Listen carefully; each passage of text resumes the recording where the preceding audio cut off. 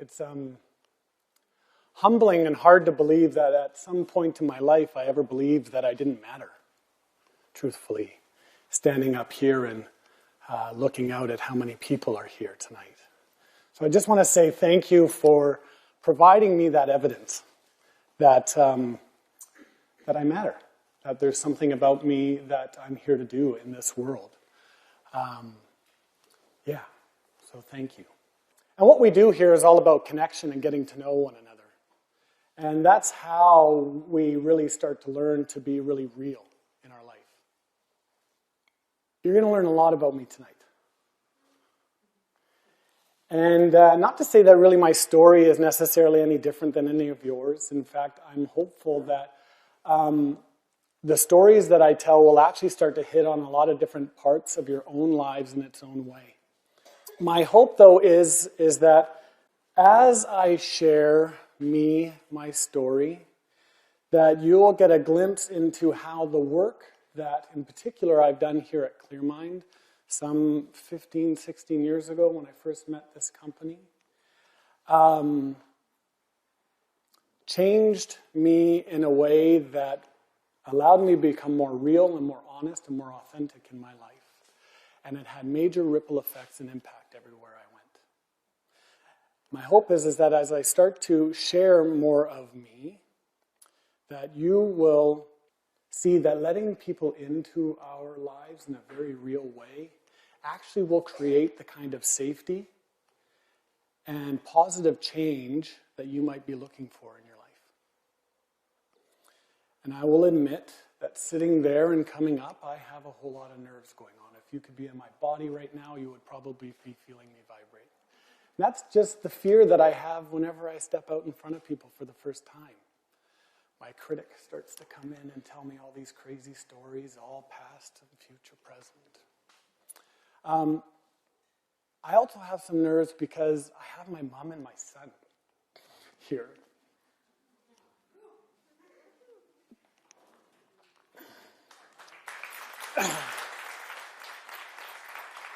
And those obviously caught me right off guard. There's no planning for that stuff, you know? Yeah, my mom's here for the first time, seeing me and witnessing me in this role. And my son, who's 17, is just starting to get to know parts of my life that I have actually kept separate from our relationship. So tonight he's going to be hearing stories that I've already talked to him about. But it's kind of an interesting thing to be standing in this position, stepping into these different type of relationships with those closest to us, right? It feels really risky. And it's actually in our avoidance of taking those risks that we get into all kinds of trouble. And I'm going to hopefully be able to outline that in a little way. The reason for those nerves is because I'm going to be letting all of you into some things in my life that I'm not necessarily proud of. But my hope is that over the course of the next 45 minutes or so, that you'll be moved and inspired to do something different in your own life, or maybe even view others differently in your life. That maybe by me entering into a real relationship, see what I did there? With all of you, you'll learn to create the kind of change that you're looking for yourselves. Each of us is a constantly unfolding story, but many of us leave our stories untold due to fear, and we end up feeling more lonely and disconnected and out of touch with our life purpose, often reaching to outside sources to try and fix us as if they hold some promise in them. And we end up feeling more incomplete in some way. If you had met me 20 years ago,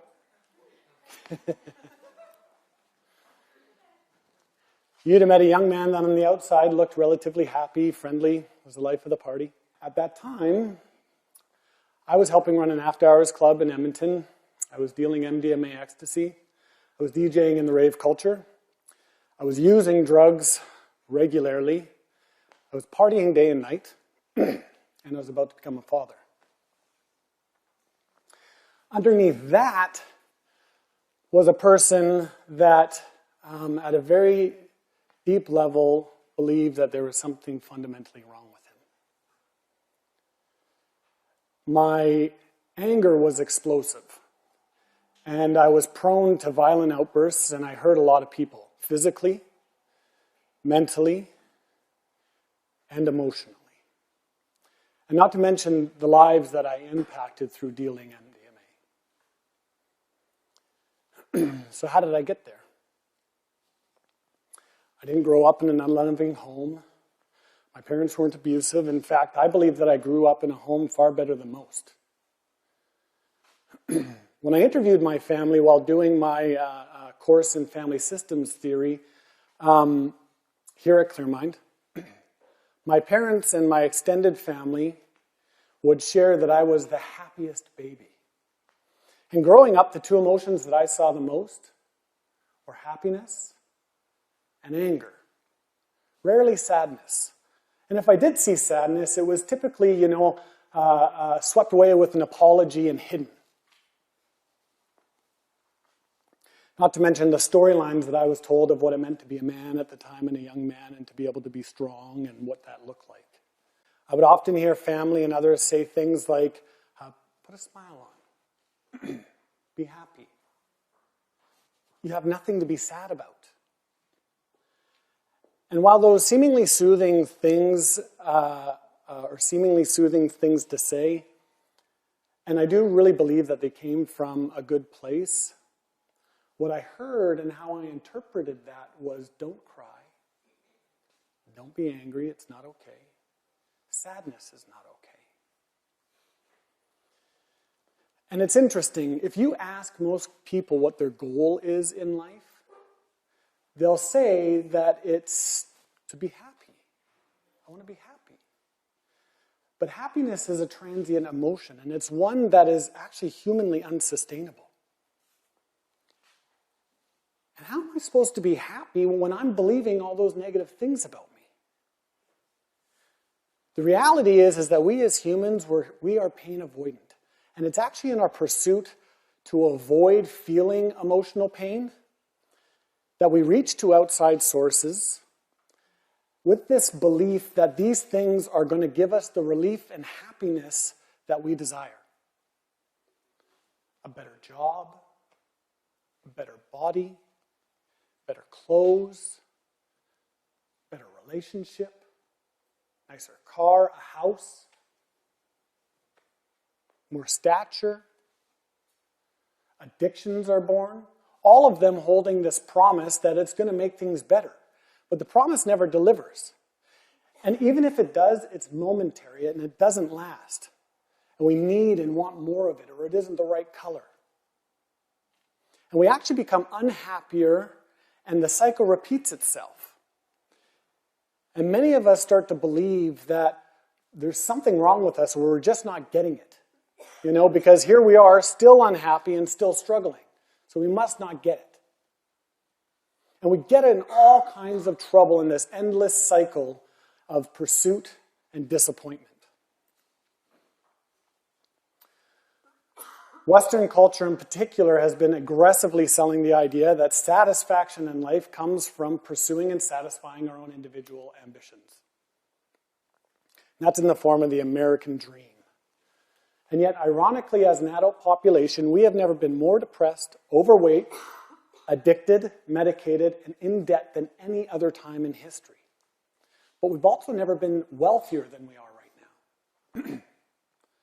And research has shown that once human beings reach just above subsistence level, meaning we make enough to pay our bills and get by, plus just a little bit more, happiness levels across all incomes becomes relatively the same. What we don't realize is that actually in the pursuit of something more, better, or different than who we are or what we have, what we're really saying is who we are as we are is not enough.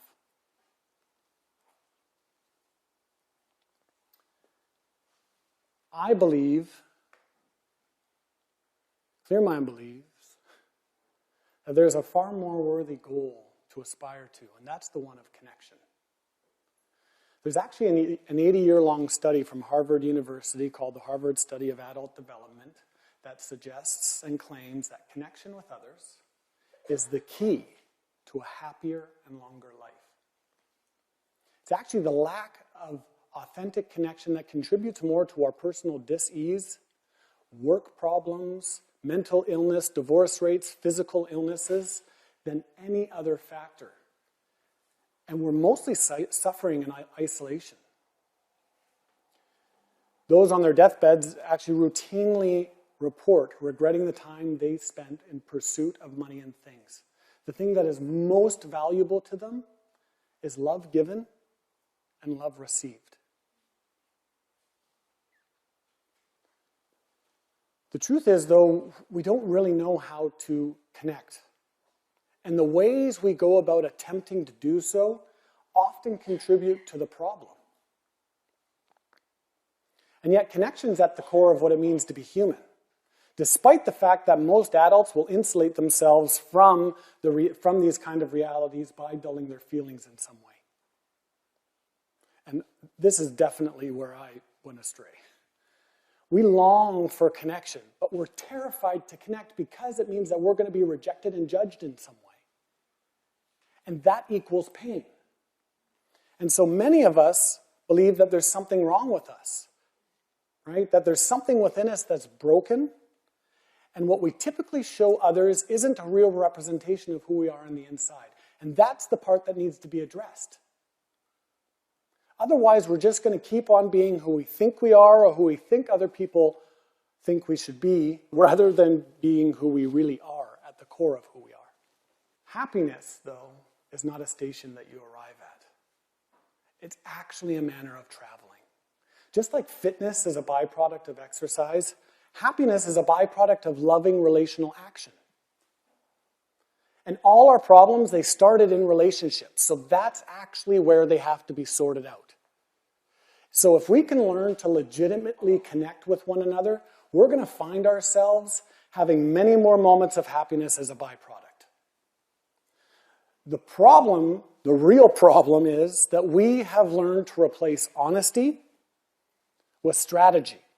If our psyche is metaphorically a house, then the basement is the place where we hide all of our fears and vulnerabilities. And we all have fears in this basement around not being good enough, being inadequate, not important, bad, broken, and so on. But we rarely actually show or share these fears. Instead, we hide, we pretend, we defend, and that's ultimately the areas where we get into trouble. And we develop this basement early on in life.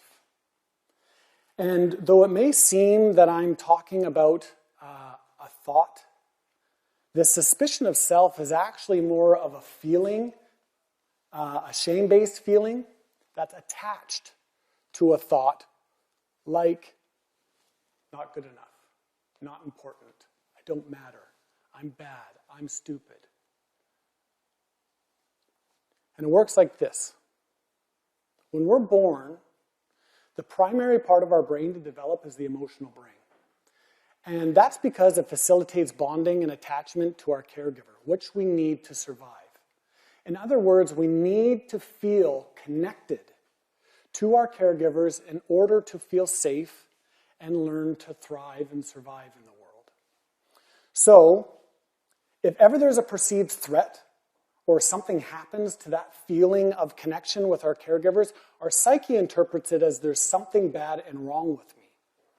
And the reason it does that is because the cognitive part of our brain isn't wired yet. So the thinking part of our brain is not wired yet, and our prefrontal cortex isn't developed enough to be able to work through these connections. So we make it personal. And because the connection to our caregiver is so vital to our survival, it feels like, A child will always sacrifice themselves in some way to preserve that connection with their caregiver. Who I am as I am is not good enough, not important, bad, broken, etc. I'm going to need to be something else to get this connection back. So, in order to get that connection and love back, we try behavior A. Doesn't work. We try behavior B. Doesn't work. We try behavior C. Bingo, it works. Who I am is not enough. I'm going to become this behavior C. And so we develop what we call a strategic self, which is initially like a mask on the porch to the house, in order to cover up what we fear about ourselves in the basement of our psyche. And this strategic self is who we've decided we need to be in order to be viewed as an acceptable person. For me, that meant when I'm upset, angry, or crying, I'm bad, not good enough, and I'm a burden. I'll become behavior C, which was I'm going to be a good, helpful little boy with a big smile and a loud laugh. And it served me well. Growing up, I was bullied from the time I was in grade 2 to the time I was in grade 9. It became such a normal thing that I stopped talking about it to anybody, and I just kind of accepted that this is how life was. I remember telling my parents when I was young, sometime around, grade 2 or 3, and my mom would say, "Sticks and stones will break your bones, but names will never hurt you." But the truth is, they were hurting me. And sometimes with sticks and stones. My father, well, he would recount his stories of successfully dominating over his bullies and tell me that I would just have to go and beat them up. Problem was, I didn't know how. And there was too many of them. My parents separated when I was 11. And I also, at that time, quickly felt that I had to become the man of the house. All of this left me believing at some level that I'm not important, I'm unlovable, bad, broken, not enough, and I wasn't safe. And because I felt like my parents couldn't help me,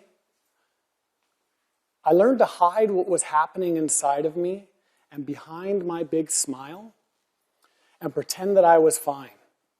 And I would be really helpful to others. And then I'd defend myself if ever anybody got too close with my wit and my lies. And these techniques just got more and more sophisticated as I aged. As I grew up, I found refuge in sports. Being fairly athletic and mildly talented at most, the various bully groups that I had would stop bullying me when they saw my value on the field. My behavior C was to make myself valuable to others by doing whatever was needed, whether that be on the field or off the field.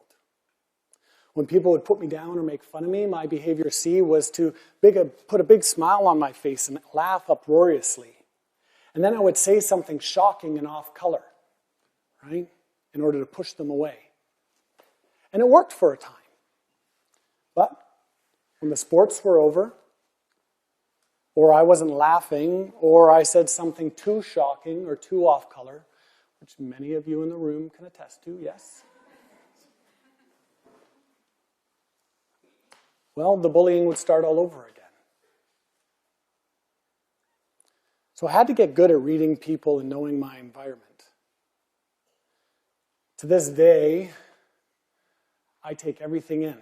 I can go any place once and know exactly what I saw, how I got there, and how you're going to get out. Because growing up, I never knew what group of bullies was going to attack me. So everywhere I went, I often felt anxious and afraid. Now, I did find some safety in middle school, which was grade 7 to grade 9, where I grew up on Vancouver Island. And I found it in safety and acceptance with women. I had a large group of female friends at that time throughout middle school. And since I've been in grade 7, I have always been in a relationship. I did have a few male friends, but for the most part, men were to be feared. So, middle school was a tough time. Often bullying would come and go. Grade 9 was kind of a big year for me. As I faced quite a few losses in a short amount of time. I was devastated over the loss of a long-term relationship I had had at that time, 11 months. That seems like an eternity when you're in grade 8, right? So I lost that relationship, which ended up breaking the group up, my safety net. It broke it up. And the summer between grade 8 to grade 9, I suffered an assault where a group of South Asian boys, older South Asian boys, came into my home and took me outside on my front lawn before beating the shit out of me. Oh, I wasn't going to swear. Did so good. How long did I make it? Not bad. So they were beating me up on the front lawn, and they were accusing me of yelling racist comments out my window. So all of this reinforced these beliefs and provided evidence towards me of just how safe I was in this world. That obviously I'm not good enough, I'm unlovable, I'm weak, I'm bad, and I'm a loser. It was later disclosed to me, by the way, that it was actually my neighbor's little brothers yelling those comments out the window. So I started to act out in grade 9 in all sorts of ways. I started drinking, I started smoking, I started skipping classes, I started fighting with my teachers. Mostly because I was struggling with these dual roles and what was going on in my world. I was dealing with the pressure and the pain that I felt inside. The pressure to be a good boy and still be helpful and be successful in some way as per the kind of values of my family system. But then also the pain of feeling like there was something fundamentally wrong and broken about me. My grade 9 rugby season was a major turning point for me. With many of my historical bullies being on that team and our camaraderie being very high, I had thought that the bullying was finally over. At the end of the grade 9 school year, I was invited down to the river for a party, which was a really big deal to me because this is the party where all the cool kids went. I remember being really excited. And as I met my friends at the top of the trail, where the trail met the road, and we headed on down to the river, partway there, they assaulted me. I don't remember the whole incident. I remember the first punch. I remember hitting the ground.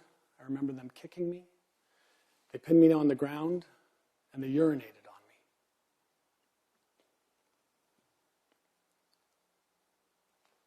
Somebody came and broke it up. I don't remember if we spoke. But I snuck home through the back streets and trails. And when I got home, I was so thankful nobody was home because of the immense shame that I felt at that time. So I took my urine-soaked clothes off outside. I went inside, I cleaned up, had a shower, got changed, and I took my clothes and I burnt them in the burn barrel out back. And I never told anybody about that until I was 30 years old. No one.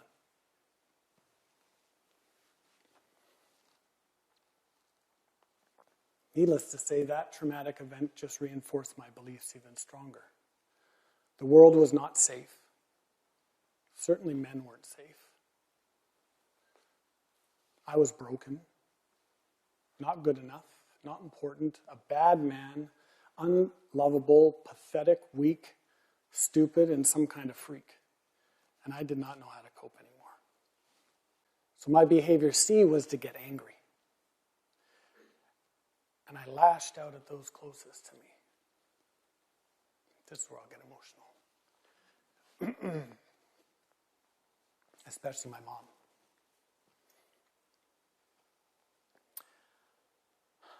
I moved in with my father that summer. So I was living with my mom, and we got into some fights. And I told her, that's it, I want to move to Dad's. I know now that it was my avoidance of going into high school and just the pain that I was having, and I didn't know how to communicate it at the time. So I took it out on those closest.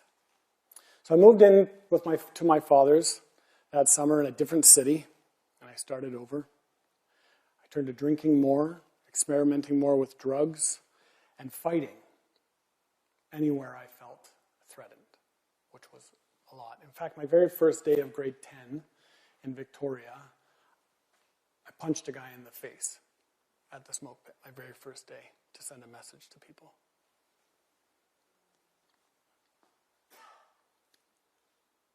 I did make it through high school, not without its many bumps and turns and stories, right, Mom? I moved out on my own right away, and eventually I found myself in Edmonton, where I ended up living for 4 years, mostly due to the fact that I was being charged with 4 assaults on police officers.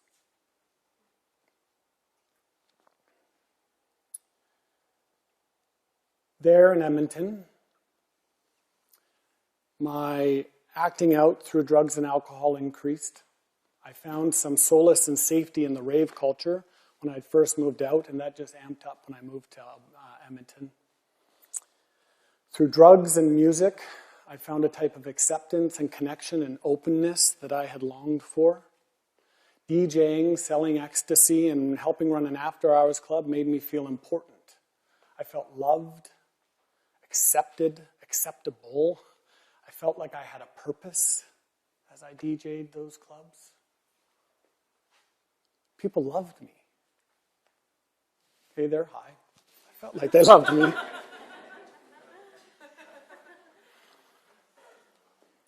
The problem was if I wasn't using, or if I let people get too close to me, the pain of my past just came roaring right back. And I would get angry in a way to defend myself. I could be cutting and criticizing and explosive. And I didn't know how to love myself. And it was never the real me showing up in any of these relationships. So I often thought, if you really knew me, you'd see just how screwed up I am. My first wake-up call came when I was 24 years old. And I found out that I was going to be a father with a woman I was no longer in relationship with. I'd actually just started seeing another woman who I felt adored me. She saw things in me that I didn't know how to accept. She was really supportive. She made me feel good enough. She made me feel like I could take on the world. She was strong, enthusiastic, and she supported me to get clean. In fact, I detoxed in her basement suite, and she nursed me through that. I probably should have been in the hospital. 5 months into that relationship, so 24, 5 months into that relationship, I found out that I had a second child on the way.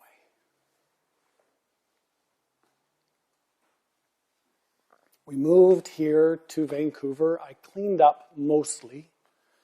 I found work in the film industry, and my partying to numb out switched to workaholism. I was still drinking and smoking while working extremely long hours in the film industry. I married that second woman, and it was ultimately the divorce 4 years later that brought me to a place of needing and wanting to make a real change. I had no idea how to do that. But what I did know is that I couldn't go back to the fighting, drinking every day, and drugs. even though I did a few times. It was then that an unlikely man named Robert reached out and offered support. I'd met this man only 4 times. He was kind of acquaintance, a friend of a friend, and he heard that I was struggling.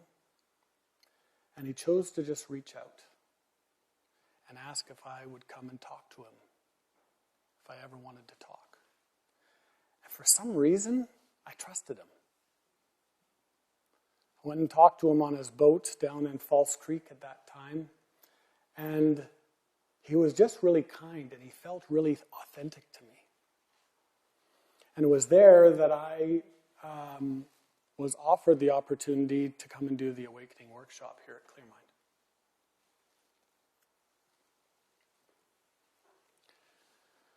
Carl Rogers said that the curious paradox is that when I accept myself as I am, then I can change. The loss of my marriage and the fear at that time of losing my son forced me to look at myself in the very way that I was so terrified to do. But rather than hide our fears of who we think we are by locking them away in this basement and then donning on all these different strategic selves and personalities, we actually have to turn back to the basement and let ourselves be vulnerable where we're vulnerable. That means that rather than talking about what's happening in the basement, it's talking from the basement. Meaning that instead of simply sharing those beliefs there, that we share the feelings attached to those beliefs. And the difference is life-changing. And that's the work that we do here at Clearmind, I think, better than anywhere else. Hiding and or defending just produces more of the shame and guilt that we are trying to alleviate through all the different acting out and acting in behaviors. In my cycle of fighting, drinking, using, and workaholism, I was becoming more disconnected and out of touch and unhappy, even though I believed it would produce connection and happiness. And I did have moments. It just never lasted, and that's because it was never the real me showing up. Because underneath all of those ways that I went about getting it, I had the guilt and shame for all the ways that I attempted. And that's what ultimately led back to those fears of who I was. And then the cycle just continues. It actually reminds me of a story that I heard years ago that comes from ancient India, where hunters developed this proven method for catching monkeys. The monkeys, because they're so smart, right? They're quick and clever. They just dismantle any traps that the hunters would lay out for them. But the trap that the monkey could not dismantle was a clever one that trapped them by their own nature. What the hunters would do is that they'd take a big coconut and they'd hollow it out. And then they would just put a little hole just big enough for the monkey's hand to slip through. And then they'd pin the coconut on the ground. And they'd put some fragrant, desirable fruit for the monkey. So inevitably, the monkey would approach the shell, and full of his desire for this prized and coveted fruit, he would reach his hand in, and as soon as his hand grabbed the fruit, his fist became too big for the hole, and he couldn't get out. And so the poor guy would be trapped by his own narrowed desire for whatever was in there. Now, in order to free himself, all he would have to do is let go of this very thing that he coveted so much. But more often than not, he couldn't let go. So the monkey was trapped by what he desired and felt that he needed so desperately. Even though freedom was right there. Caught by their narrow and unwilling, fierce, blind desire for whatever was in there. And we people can be just the same way, can't we? Many of us taking hold of something and refusing to let go, even though freedom is right there. Caught by our own narrow ideas and rigid rules that we put in place. And next thing you know, we're caught in our own beliefs, in our own mind. Change is hard because we hold on to what keeps us from changing, because freedom feels like we're going to lose something that we're so used to holding on to so hard. Because real change means that you would no longer desire what others insist upon you. And you would no longer restrict yourselves from the fear in the basement. Fear may be what we all wish to deny when claiming that we're free. But fear is also what we unconsciously cling to in order to avoid letting go of who we think we are.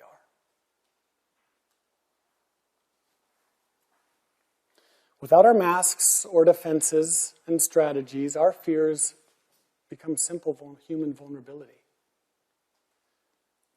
I had to learn to reveal myself so I could meet myself.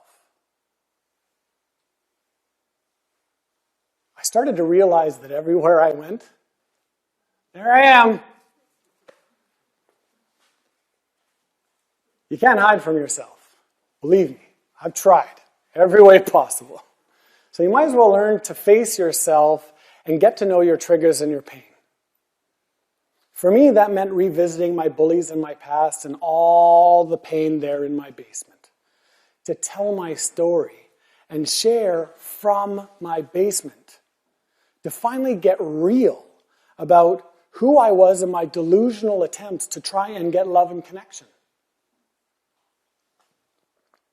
Until we address what harms and limits us from within, we are unlikely to change. And most remain caught in the agony of one form or another of these self-inflicting wounds. As one of my most favorite Sufi poets, Rumi, said, I see you laughing. The cure for the pain is in the pain. The next years after the end of my marriage were some of the hardest years of my life. They were also the most fulfilling. As I learned to let go of my attachment to the drugs and the alcohol and the cigarettes and my desperate need for affection and attention from others, I started to learn that revealing the real me meant I had to take great emotional risks with everybody around me and becoming really honest and accountable for the pain I caused. And that meant feeling and revealing who I was or believed I was and all those acting out and acting in behaviors. And that included the man that I was in my marriage. I lost some friends in that process for sure.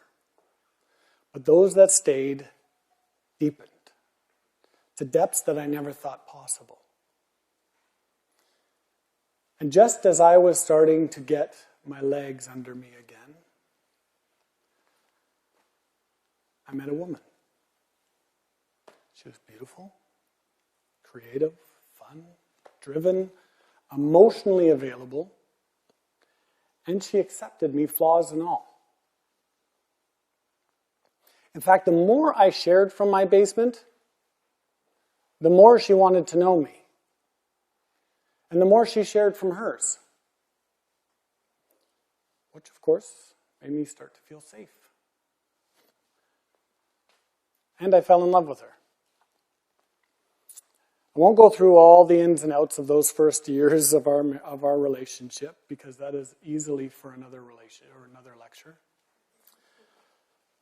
But I will say that it was extremely hard and extremely scary. At times, I thought that I was going to die emotionally. I don't know if you can die from emotions, but it felt like that. The cool thing was that the more that I started to reveal myself and become accountable for who I was from beginning to end, the more I started to feel good of who I was, regardless of whether or not she stayed in the relationship. The cool thing is that she did stay, and we are married. We've been in the relationship for 15 years now, which has been awesome. But what I learned there, and what I learned through this work here, is that to be witnessed with loving attention by those who care, I really believe is what we all long for. And it really may be the most powerful medicine on earth, to be truly known.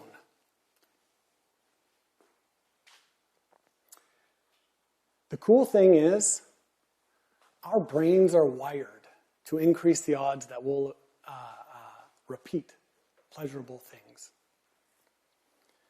The neurotransmitters, dopamine, cortisol, and oxytocin, are all central to this. Whenever the reward circuit is activated in our brain by some sort of healthy, pleasurable activity, we get bursts of dopamine, cortisol, and oxytocin. And it signals that something really important and good is happening, so we better remember it, right? And these signals cause neural connectivities to easily repeat themselves over and over and over again without thinking about it. And this is how we form habits. I tell you this because drugs produce intense euphoria, pleasurable activities. They also produce large surges of dopamine, cortisol, and oxytocin, powerfully reinforcing connections between the consumption of whatever it is that we're reaching for and the resulting pleasure. And then it links it to all the external cues around us. And it literally starts to teach the brain to seek out these drugs or alcohol or cigarettes or whatever it is that we reach to at the expense of other, maybe healthier activities and choices. And often it's the resulting guilt and shame and social stigma around some of these things that isolates those that use. And so the pattern repeats. The cool thing is, neuroscience has actually shown that these same chemicals are released in the brain when we are told a story and we connect emotionally to it. Cortisol, along with reducing stress, assists our brain in formulating memories. Dopamine helps regulate our emotional responses, and it keeps us engaged. And when it comes to creating deeper connections with one another, oxytocin is associated with empathy. And it's an important element in building and deepening all the relationships that we have. It's also our body's natural painkiller. So the power of authentic connection happens through vulnerable sharing of our stories. And it activates the same parts of our prefrontal cortex as it does for the person telling the story and the listener. That means that right now, if you have connected emotionally to any of the stories that I'm telling you, our brains are syncing. That's pretty cool. That means that right now, we're all getting little dopamine and cortisol and oxytocin hits, and we're all thinking, this feels pretty good. It's healing. It's healthy. Our nervous systems relax. And it wants more of it. When we tell our stories and others bear witness, the notion that we're some disconnected being suffering alone dissolves under the weight of evidence that this whole concept is merely an illusion, and one that millions of others are suffering, just like us. You know the saying, misery loves company? It's true. It does. Think about it.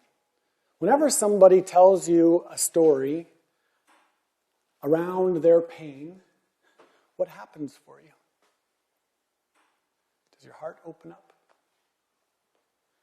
And the sense that we are disconnected in some just eases. It goes away. Because we start to glimpse the truth that we are connected through our stories and we are the same at the base of it all. Now, in order to fully heal and get the whole package for this medicine of telling your story, you have to resist holding anything back. You have to strip off your mask, be unapologetically you, stop worrying about what everybody else is going to think, and let your glorious freak flag fly. Easier said than done, I know.